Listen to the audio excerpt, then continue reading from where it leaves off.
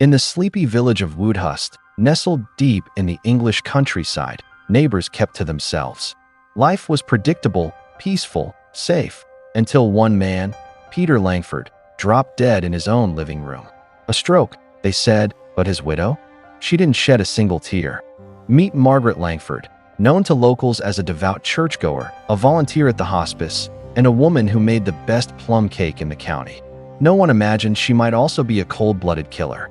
It was a Sunday afternoon in March 2017 when Peter Langford, a 68-year-old retired postmaster, collapsed in his favorite armchair. His wife calmly called emergency services. Paramedics arrived to find him unresponsive. Margaret said he had complained of dizziness, then quietly passed out. No signs of violence. No alarm. Just a grieving widow and a seemingly natural death. The coroner's report listed a brain hemorrhage. Sudden, but not suspicious. Case closed for now, but whispers began at Peter's funeral. The family noticed something strange. Margaret, usually emotional, was composed. Too composed. And then came the will. Peter had changed his will just 3 weeks before his death. Everything, the house, savings, even a hidden investment account, went to Margaret. His children from a previous marriage? Left with nothing. That's when they began to question. Was their father's death really natural? One of Peter's daughters, Elaine, decided to clean out the house. In the kitchen cupboard, behind jars of preserves and vitamins, she found a small brown bottle. Unmarked, dusty, and nearly empty. She took it to the police. The contents? A compound containing digoxin, a plant-based poison used in heart medication, but deadly in high doses. Police quietly reopened the case. Toxicology reports were ordered. When Peter's body was exhumed, traces of digoxin were found in his system. Enough to stop his heart. Enough to kill. Now the question wasn't if Peter had been poisoned. It was why, and how long had Margaret been planning it? What would drive a woman like Margaret Langford to murder her own husband? And was this really her first time? The answers only get darker. Margaret Langford's life seemed like an open book. Married young, no prior scandals, a quiet retirement in Woodhust. But as investigators dug deeper, a different story began to surface. One that had been carefully edited and erased. Police began tracing Margaret's life before Peter. That's when they hit a wall. There were almost no digital records, no school transcripts, no family tree, no work history before 1989. It was as if she appeared out of nowhere. Then they found a paper trail, old rental documents under a different name, Margaret Holloway. Digging into Margaret Holloway's past, police uncovered a trail of strange incidents. 3 men, all romantically linked to her, had died between 1978 and 1985. Each case was closed as natural causes, a heart attack, a stroke, and an overdose. But there were eerie similarities. All had updated their wills in the weeks before death. All had been isolated, and all had been living with her. In a box of old belongings, Peter's daughter Elaine discovered a handwritten letter addressed to her father. It was from a man named Dennis Price. "She did something to me too, Peter. Be careful.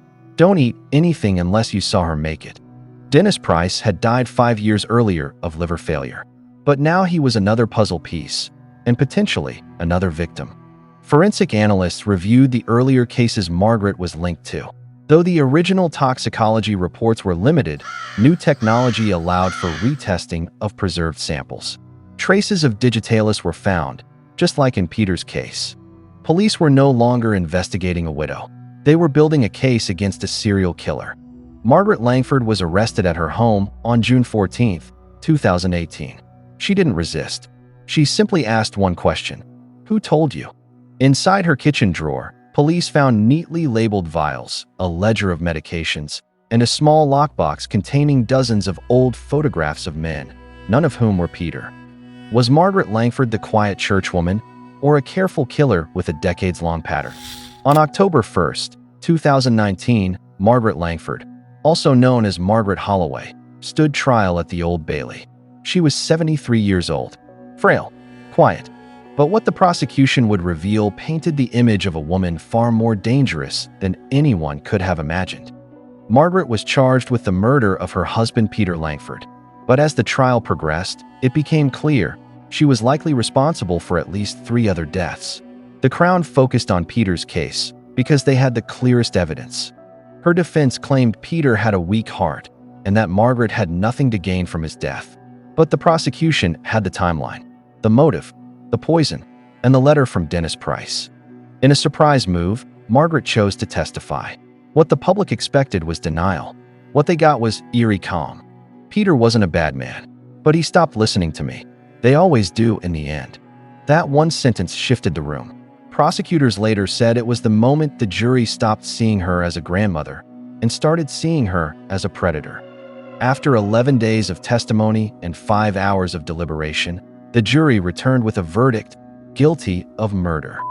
Margaret Langford was sentenced to life in prison with a minimum term of 25 years. Given her age, it was effectively a death sentence. She said nothing as she was led away. But this case didn't end in the courtroom. A week after sentencing, police received an anonymous tip. Buried beneath a garden shed in Margaret's former home, long before she met Peter, were 2 rusted tins filled with newspaper clippings, trinkets, and photographs of yet more men. Many of those men were never identified, and though Margaret never confessed, police now suspect she may be linked to as many as 8 deaths across nearly 4 decades. They called her the Silent Widow, not because she kept her grief to herself, but because she left no trace. No violence, no screaming, just a teacup, a smile, and death. If you found this story chilling, haunting, and thought-provoking, subscribe to the Crimson Ledger. We explore true stories that peel back the mask of the everyday and reveal the darkness beneath. Like this video, leave your thoughts in the comments, and turn on the bell so you never miss the truth hiding in plain sight.